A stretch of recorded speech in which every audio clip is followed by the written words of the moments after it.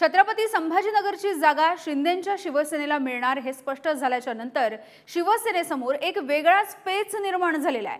समोर तगडे उमेदवार विरोधामध्ये उभे असताना संभाजीनगरमधून उमेदवारी द्यायची कोणाला असा प्रश्न आता शिंदे गटासमोर उभा ठाकलाय। बघूयात स्पेशल रिपोर्ट।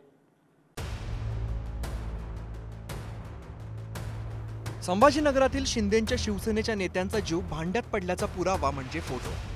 कारण संभाजीनगर लोकसभेची जागा शिंदेंच्या शिवसेनेकडे राहणार हे जवळपास निश्चित झालंय। फक्त आता उमेदवारांचं नाव जाहीर होणं बाकी आहे। त्याच पार्श्वभूमीवरती एकनाथ शिंदेंची संभाजीनगरातील नेत्यांसोबत बैठक घेत कामाला लागण्याच्या सूचना दिल्या।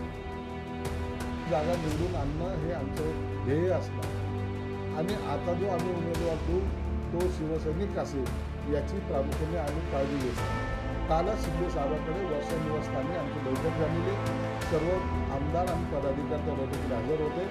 त्या बैठकीमध्ये त्यांनी सर्व आमचं 1 to 1 ज्याला म्हणतात त्या पद्धतीने त्यांच्याशी चर्चा केलेली आहे आणि अंतिम निर्णय आपण घ्यावा असं सर्व पदाधिकाऱ्यांनी आमदारांनी शिंदे साहेबांना विनंती केली।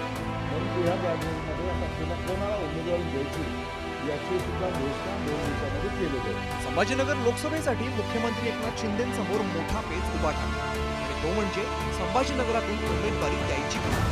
शिंदेंच्या शिवसेनेच्या नेत्यांनी आपापला उमेदवार पुढे करण्यास सुरुवात केली। संभाजीनगरची उमेदवारी कोणाला हे पाहूया। मंत्री संदीपान भुमरे स्वतः किंवा मुलगा बापू भुमरेंना तिकीट मिळावं म्हणून आग्रही। आमदार संजय शिरसाट शिवसेनेचे जिल्हाध्यक्ष राजेंद्र जंजाळ यांच्या तिकिटासाठी आग्रही।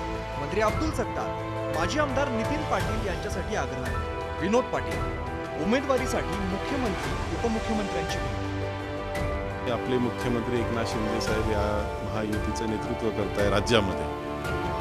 त्याच्यामध्ये त्यांना आम्ही विनंती केली आणि त्यांना विनंती करून सांगितलं की आम्हाला उमेदवारी मिळावी, आम्ही आमच्या परीने पूर्ण प्रयत्न करू आणि शिवसेना पक्षाकडनं उमेदवारी मिळाल्यानंतर विजयी होण्याचा आमचा पूर्ण प्रयत्न असेल आणि त्याच्यामध्ये आम्हाला यश मिळेल आणि मला विश्वास आहे की ते नक्कीच मला या ठिकाणी येणाऱ्या लोकसभा जे छत्रपती संभाजीनगर आपण म्हणतो, औरंगाबाद म्हणतो, त्यासाठी निवडणूक लढण्याची मला संधी देतील असा मला पूर्ण विश्वास आहे। मी या अगोदरच माझी लोकसभेची उमेदवारी जाहीर केलेली आहे आणि मी सांगितलं की माननीय एकनाथ शिंदे साहेबांनी जर मला आशीर्वाद दिला तर मी त्यांच्या पक्षाकडून लढण्यासाठी इच्छुक आहे। फक्त त्याबाबत कुठली औपचारिक विचारणा, अधिकृत विचारणा माझी झालेली नाही। मला जर त्यांनी विचारला तर मी निश्चित त्यांच्या पक्षाची उमेदवारी घेऊन लढेल। छत्रपती संभाजीनगरमध्ये मागच्या 25 वर्षापासून कुठल्या प्रकारचा विकास झालेला नाही। सर्वांच्या हाताला कुठलाही न्याय मिळालेला नाही। MIDCचा प्रश्न असेल, पर्यटनाचा प्रश्न असेल, शेतकऱ्यांचा प्रश्न असेल, हे सर्व प्रश्नाची ब्ल्यूप्रिंट माझ्याकडे आहे आणि विजयाचा गणित माझ्याकडे आहे। त्यामुळे मी निश्चित विजय होईल असं मला वाटतं। संभाजीनगरसाठी विरोधकांचे उमेदवार निश्चित झाले। ठाकरेंच्या शिवसेनेकडून चंद्रकांत खैरे, MIM कडून इम्तियाज झाले तर अपक्ष म्हणून हर्षवर्धन जाधव निवडणूक लढवत आहेत। मात्र शिवसेनेच्या नेत्यांनी आपापला उमेदवार सुचवल्यानं मुख्यमंत्र्यांची डोकेदुखी वाढली। तर इच्छुक उमेदवारांची कमकुवत आणि जमेची बाजू काय ते पाहूया। संदीपान भुमरे संभाजीनगर जिल्ह्यातील शिवसेनेचे वरिष्ठ नेते। पैठण मतदारसंघातून 5 वेळा आमदार आणि कार्यकर्त्यांचं मोठं जाळ आहे। त्यांचा पैठण मतदारसंघ जालना लोकसभा मतदारसंघात आहे। मूळ मतदारांचं मतदान नसणार ही कमकुवत बाजू आहे। यानंतर बघूया नितीन पाटील माजी आमदार। 2014 मध्ये खैरेंविरोधात काँग्रेसकडून लोकसभा निवडणूक लढवली आणि 50,000 मतांनी पराभव झाला।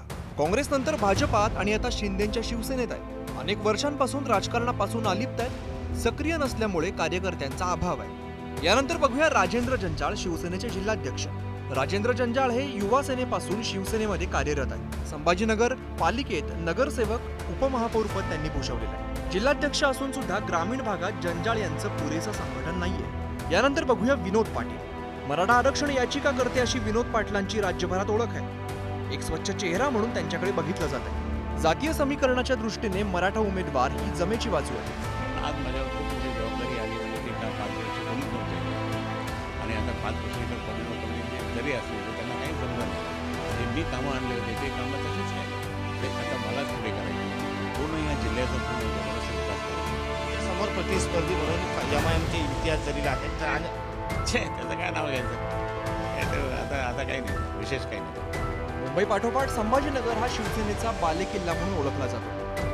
मात्र गेल्या लोकसभा निवडणुकीत MIMच्या इम्तियाज जलील यांना चंद्रकांत खैरेंचा पराभव करत शिवसेनेचा बालेकिल्ल्यात सुरुंग लावला. आता हा बालेकिल्ला पुन्हा मिळवण्यासाठी 2 शकलं झालेल्या शिवसेनेने कंबर कसली. त्यामुळे चंद्रकांत खैरे आणि इम्तियाज जलीलांविरोधात उमेदवार देताना शिंदेच्या शिवसेनेची कसोटी लागणार हे नक्की. सचिन जिरे, पुढारी न्यूज, संभाजीनगर.